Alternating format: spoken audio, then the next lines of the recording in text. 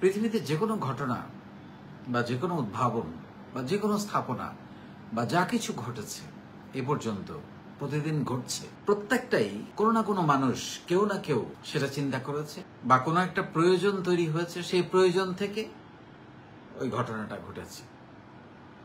তাহলে আপনি নতুন কি ভাবছেন, সেরকম একটা চিন্তা আপনি কি করছেন যেটা আলটিমেটলি একটা প্রতিষ্ঠান হিসেবে বা একটা বড় কাজ হিসেবে বা ছোট কাজ হিসেবে বা যে কোনো কাজ হিসেবে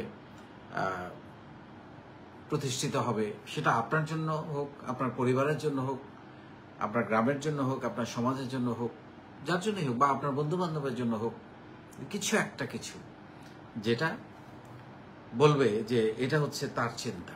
যেমন ধরেন চাকরিতে যেটা হয়, আমিও একসময় চাকরি করতাম, যে আমাদের যখন মিটিংগুলো হতো, মান্থলি কোয়ার্টারলি মিটিংগুলোতে আমরা বিভিন্ন আইডিয়া জেনারেট করতাম, যে সেটা সেল বাড়ানোর জন্য, কস্ট কমানোর জন্য, বা বিজনেস ডেভেলপমেন্টের জন্য, বা কোনো একটা থিম তৈরি করা যেটা দিয়ে আলটিমেটলি বিজনেস তো ভালো করছে।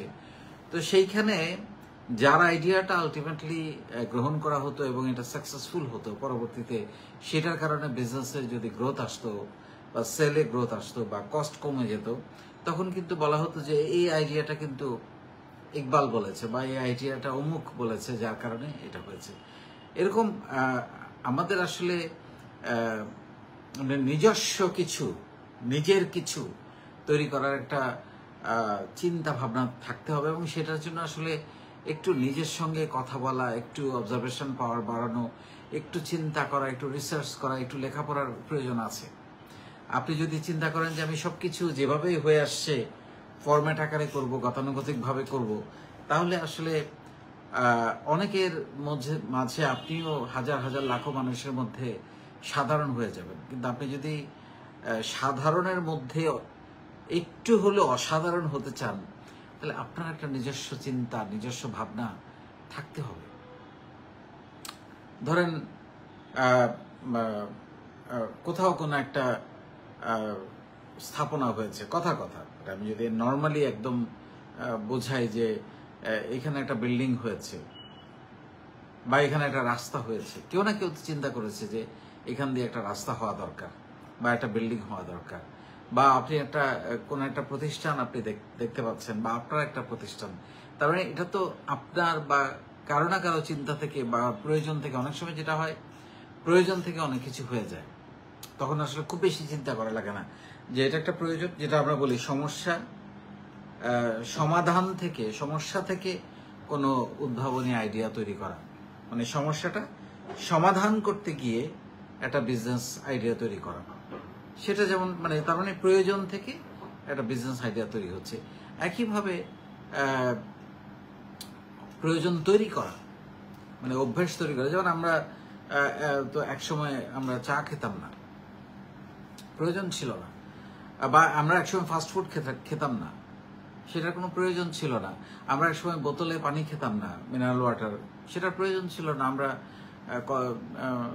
চাপ কলের পানি অথবা ট্যাপের পানি, একসময় ঢাকা শহরের মানুষ একসময় কিন্তু ট্যাপের পানি খেত, এখন এটা মানে চিন্তা করতেই কেমন লাগে, তাই না?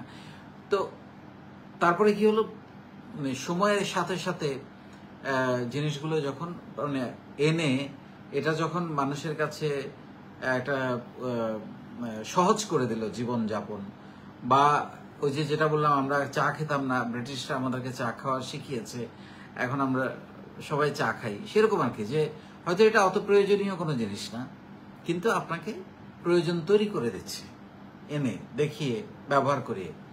সেরকমভাবে আপনারও একটা কিছু থাকা দরকার, যেটা আপনার কাজ, আপনার সৃষ্টি, আপনার চিন্তা থেকে এসেছে, যেটা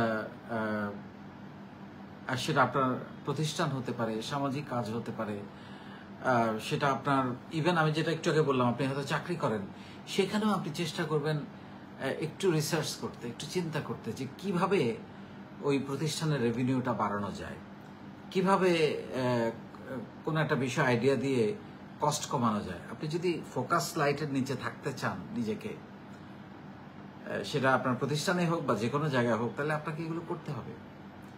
তখন আপনি দেখবেন যে এটা আপনার হয়ে যাবে। হ্যাঁ, আপনি চাকরি করলে আপনার ওই প্রতিষ্ঠান বেনিফিট হবে, আর আপনি যদি ব্যবসা করেন আপনার নিজের প্রতিষ্ঠান বেনিফিট হবে। সো বাট আইডিয়াটা আপনার, চিন্তাটা আপনার। প্রতিটা মানুষের চিন্তা থেকেই প্রতিটা জিনিস, আমাদের চোখের সামনে যা কিছু আমরা দেখছি, এই যে আজকে স্মার্টফোন, একসময় ছিল না, তাই না? একসময় আমরা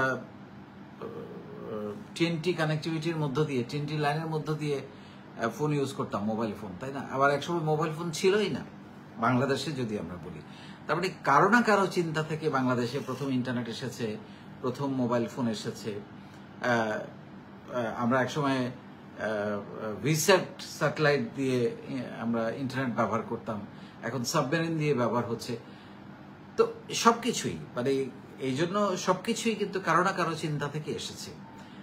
আপনারও একটা চিন্তা আপনার জন্য, আপনার পরিবারের জন্য, সমাজের জন্য, দেশের জন্য, মানুষের জন্য, আপনারও একটা চিন্তা মানুষের জীবন বদলে দিতে পারে। একটু ভাবেন, এগুলো ভাববার জন্য আপনাকে একটু স্টাডি করতে হবে, একটু লেখাপড়া করতে হবে, একটু রিসার্চ করতে হবে, একটু নিজের সাথে কথা বলতে হবে। তখন আপনারও নিজের একটা ভাবনা প্রতিষ্ঠিত হবে। অনেক ধন্যবাদ।